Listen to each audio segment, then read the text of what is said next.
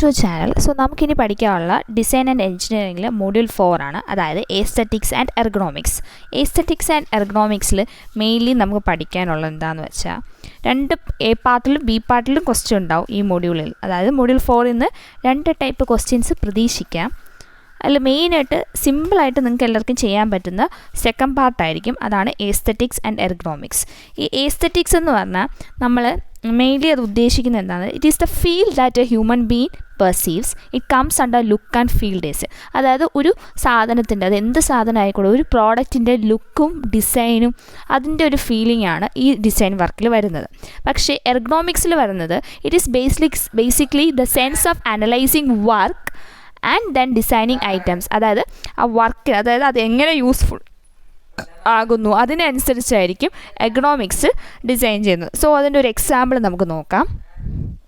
So നമ്മുടെ question വന്ന് ഇതാണ്: show the design of a simple sofa and then depict how the design changes when considering aesthetics and ergonomics. Give hand sketches and explanation to justify the changes in design. So ഇതാണ് നമ്മുടെ question. നമുക്കിവിടെ design ചെയ്യേണ്ട ഒരു simple സോഫയാണ്. അതിൻ്റെ aesthetic ഡിസൈനും വരയ്ക്കണം, ergonomics ഡിസൈനും വരയ്ക്കണം. ഇത് രണ്ടും ഇമ്പോർട്ടൻ്റ് ആണ്. സോ എങ്ങനെയാണ് ഡിസൈൻ ചെയ്യണമെന്ന് നോക്കാം. ഒരു aesthetic designing of A sofa എന്ന് പറയുമ്പോൾ നമുക്കതിൻ്റെ ഭംഗിയാണ് നമുക്ക് മെയിൻലി കൂട്ടേണ്ടത്. അതായത് നമുക്ക് വേണമെങ്കിൽ ഇവിടെ കുഷൻ കൊടുക്കാം. ഞാൻ എന്താ ഇവിടെ ഒരു ആർച്ച്, ഒരു രാജകീയ മോഡൽ, അതായത് മുഗൾ രാജാക്കന്മാരൊക്കെ ഇരിക്കുന്ന പോലത്തെ ഒരു മോഡലാണ് സോഫ കൊടുത്തിരിക്കുന്നത്. സോ ഇതിൽ മെയിൻലി നോക്കുന്നത് അതിൻ്റെ സ്റ്റൈലും ഷേപ്പ് ആയിരിക്കും. അപ്പോൾ നമ്മൾ ഡിസ്ക്രൈബ് ചെയ്യേണ്ടത് എന്തായിരിക്കും? സ്റ്റൈലും ഷേപ്പ് ആയിരിക്കും. The style gave in my designs is just like queen sofa. ഒരു ക്യൂണിൻ്റെ സോഫ പോലെയാണ് ഞാനിവിടെ സ്റ്റൈൽ ചെയ്തിരിക്കുന്നത്. It styles like queen's royal. ഒരു റോയൽ ലുക്കാണ് എസ്തെറ്റിക്കിൽ, അതായത് പുറമേ കാണുന്ന അപ്പിയറൻസ് ആണ് എസ്തെറ്റിക്കിൽ പറയുന്നത്. അതിൻ്റെ ഷേപ്പ് നോക്ക്. It is designed with a semi circle shape. ഒരു സെമി സർക്കിൾ ഷേപ്പാണ് ഞാൻ കൊടുത്തിരിക്കുന്നത്. And more proud and beauty. കുറച്ച് പ്രൗഡും ബ്യൂട്ടിയും കൊടുക്കുന്ന ഒരു എസ്തെറ്റിക് ഡിസൈനാണ് എസ്തെറ്റിക് മോഡലിൽ ഞാൻ കൊടുത്തിരിക്കുന്നത്. സോ ഇങ്ങനെയാണ് എസ്തെറ്റിക് ഡിസൈൻ വരയ്ക്കേണ്ടത്. അതായത് നിങ്ങൾക്ക് എന്ത് പ്രോഡക്റ്റ് ആണോ തന്നിരിക്കുന്നത് അതിനെ നിങ്ങൾ കൂടുതൽ അപ്പിയറൻസിൽ നല്ല ബ്യൂട്ടിഫൈ ചെയ്ത് ഡിസൈൻ ചെയ്യുക. അതാണ് എസ്തെറ്റിക് ഡിസൈനിങ്. ഓക്കെ, ഇനി എർഗണോമിക്സിൽ വരയ്ക്കുമ്പോൾ നോക്കാം. സോ ഇതാണ് ഞാൻ വരച്ച എർഗണോമിക്സ് ഡിസൈൻ. എർഗണോമിക് ഡിസൈനിൽ ഞാനൊരു അറേഞ്ച് ചെയ്തത് എന്താണെന്ന് വെച്ചാൽ അതിൻ്റെ സീറ്റിംഗ് കപ്പാസിറ്റി, അതായത് 3 പേർക്ക് ഇരിക്കാവുന്നൊരു സീറ്റ്, അതുപോലെ നമുക്ക് വേണമെങ്കിൽ കിടക്കാം, അങ്ങനത്തെ ഒരു സീറ്റിംഗ് കപ്പാസിറ്റിയാണ് ഞാൻ ചേഞ്ച് ചെയ്തിരിക്കുന്നത്. ആ നേരത്തെ ഉള്ളതിൽ സീറ്റിംഗ് കപ്പാസിറ്റി അത്ര ഇല്ല. അതാണ് ഞാൻ ഈ ഡിസൈനിൽ വരുത്തിയ ചേഞ്ച്. അതിനെപ്പറ്റി ഡീറ്റെയിൽ ആയിട്ട് നമുക്ക് എഴുതാൻ വേണം. സോ ഞാനിവിടെ എഴുതിയിരിക്കുന്നത് cushion. Here the cushion used is soft and comfortable, one with pink colour നമുക്ക് പറയാം. പിന്നെ ഈസി ടു മൂവ്, കാരണം നമ്മളിവിടെ സെപ്പറബിൾ, അതായത് റോളേഴ്സ് കൊടുത്തിട്ടുണ്ട് സോഫയിൽ. So easy to move under the sofa.